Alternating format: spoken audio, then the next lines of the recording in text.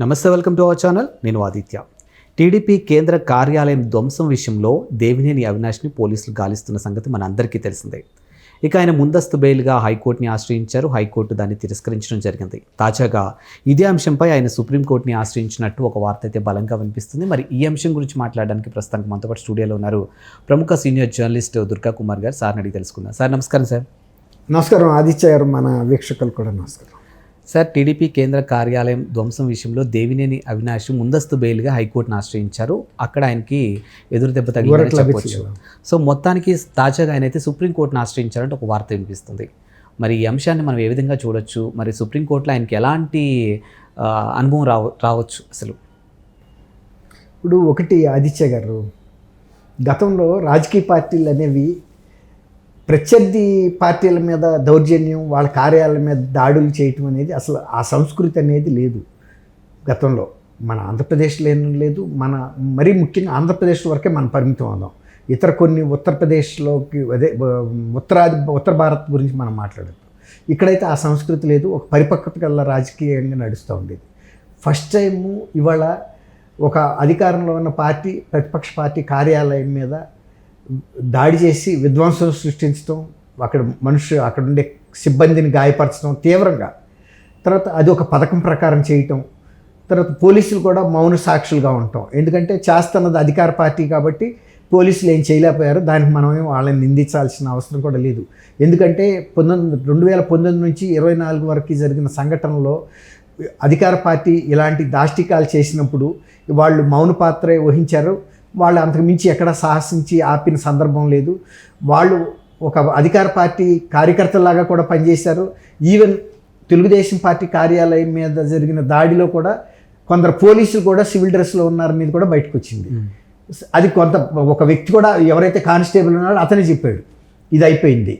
వీళ్ళు ఆ రోజున ఎలాంటి సెక్షన్లో పెట్టకుండా, అంటే సిబ్బందిని గాయపరిచింది కానీ తీవ్రమైన నష్టం కలిగించిన అంశం కానీ పెట్టకుండా ఒక చిన్న సెక్షన్లు పెట్టి ఏదో పోలీస్ స్టేషన్ లెవెల్లోనే దానికి బెయిల్ ఇచ్చి పంపించేశారు. అన్నిటికీ మించి ఆ రోజు ముఖ్యమంత్రిగా ఉండే జగన్మోహన్ రెడ్డి గారు అవును మా కార్యకర్తలు దాడి చేశారని ఒప్పుకున్నాడు. అయితే దాడి చేయడానికి ఒక కారణం ఉందన్నాడు. పవన్ కళ్యాణ్ గారు ఒక సినిమాలో నాకు తెక్కు ఉంది, దానికి ఒక లెక్క ఉంది అంటాడు చూసారా. ఆ దాడి చేయడానికి కారణం ఏంటంటే నన్ను టీడీపీ కార్యకర్తలు విమర్శించారు, అది మా వాళ్ళకి బీపీ పెరిగింది, అందువల్ల దాడి చేశారని చెప్పాడు. బాగుంది, దాడి చేశారు. మీరు పులులు లాంటి పార్టీ, పారిపోవాల్సిన అవసరం ఏముంది? ఇప్పుడు దాడి చేశారు, ఆ రోజు మీ గవర్నమెంట్ ఉంది కాబట్టి అది కేసు నమోదు కాకుండాను, నమోదైన చిన్న సెక్షన్లో పెట్టి అది ఒక కేసే కాదని, ఎప్పుడైతే ముఖ్యమంత్రి గారు మా వాళ్ళకి బీపీ పెరిగి చేశాడు అంటేనే పోలీసులకి పరోక్షంగా ఇంటి ఇచ్చినట్టే. మీరు ఇది కేసు ఫైల్ చేయొద్దు, చేసిన చిన్న సెక్షన్లో పెట్టి కేసు అంతే, 100 రూపాయలు పెనాల్టీ వేసి పంపించే కేసు అనమాట. అలా చేసి పంపించేశారు. కానీ ఆ జరిగిన దాడికి సంబంధించిన వీడియో రికార్డింగ్లు, ఫోటోలు అన్నీ ఉన్నాయి. అవన్నీ కూడా ఇవాళ ఆ రోజు మీడియా ద్వారా ప్రజలందరూ కూడా చూశారు, నివ్వెరపోయారు. ఏంటి వైఎస్ఆర్సీపీ వాళ్ళు ఇలా తెలుగుదేశం ఆఫీస్ మీద దాడి చేసి పట్టుపగలే, అదేం రాత్రిపూట కాదు, ముసుగులు వేసుకున్నది కాదు, చేశారు. చేసిన తర్వాత ఇవాళ దాని మీద తెలుగుదేశం ప్రభుత్వం వచ్చిన తర్వాత ఆ కేసు మీద మళ్ళీ పునర్విచారణ చేయమన్నారు. పునర్విచారణ చేసినప్పుడు అందులో గాయపడిన సిబ్బంది యొక్క మెడికల్ రికార్డులు ఉన్నాయి, వాళ్ళు ఎంత ట్రీట్మెంట్ పొందారు, ఎంత గాయపడ్డారు, ఎన్ని రోజులు ఇన్పేషెంట్స్గా ఉన్నారు, తర్వాత ధ్వంసం అయిన తీరు చూస్తే ఎంత ఆస్తి నష్టం జరిగింది, ఎంత ఉద్రిక్తంగా చేశారు, ఎంతమంది పార్టిసిపేట్ చేశారు. ముఖ్యంగా లేళ్ల అప్పిరెడ్డి కానివ్వండి, తర్వాత దేవినేని అవినాష్ కానివ్వండి, తలసల రఘురాము, అట్లాగే నందిగాం సురేష్, వీళ్ళందరూ ఇంకా ఉన్నారు 14 మంది. వీళ్ళందరూ కూడా ఇప్పుడు ఏం చేశారంటే ముందు పరారీలోకి వెళ్ళిపోయి అండర్గ్రౌండ్ అజ్ఞాతంలోకి వెళ్ళిపోయి హైకోర్టుకి పెట్టారు ముందస్తు బెయిల్ ఇవ్వమని. ముందస్తు బెయిల్ ఇవ్వమంటే పోలీసులు గతంలో లాగా లేరు కదా, జరిగినవన్నీ గౌరవ హైకోర్టు ముందు పెట్టారు. బెయిల్ ఇవ్వటానికి ఎలాంటి అవకాశాలు ఉంటాయో చూడమని గౌరవ జడ్జిలు కూడా చూశారు, వీడియోలు చూశారు. అంతకుముందు కూడా వాళ్ళు చూసినా కూడా మళ్ళీ వీళ్ళు చూపించారు, ఇగో ఇట్లా జరిగినాయి అని. అవన్నీ కాదని లేని విషయాలు. జగన్మోహన్ రెడ్డి గారు కూడా ఒప్పుకుంటాడు. జగన్మోహన్ రెడ్డి గారు కూడా, పిన్నెల్లి రామకృష్ణారెడ్డి కూడా ఈ బాక్సులు పగలగొట్టిన మాట వాస్తవేనని చెప్పాడు. ఎందుకంటే అక్కడ మా వాడికి ఓట్లు పడపోతే ఎవరికైనా కడుపు మండదా అన్నాడు. అట్లా ఆయన ఒక్కోసారి వాస్తవాలు చెబుతాడు.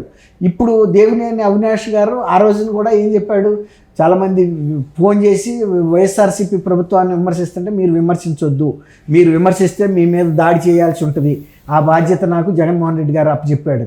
అసలు నిజానికి దేవినేని అవినాష్ ఆ స్థాయికి దిగజారాల్సిన అవసరం లేదండి. అతను దేవినేని రాజశేఖర్ అని నెహ్రూ అంటారు ఆ నాన్నగారు, ఆయన కూడా చాలా సుదీర్ఘ రాజకీయ చరిత్ర ఉన్న వ్యక్తి.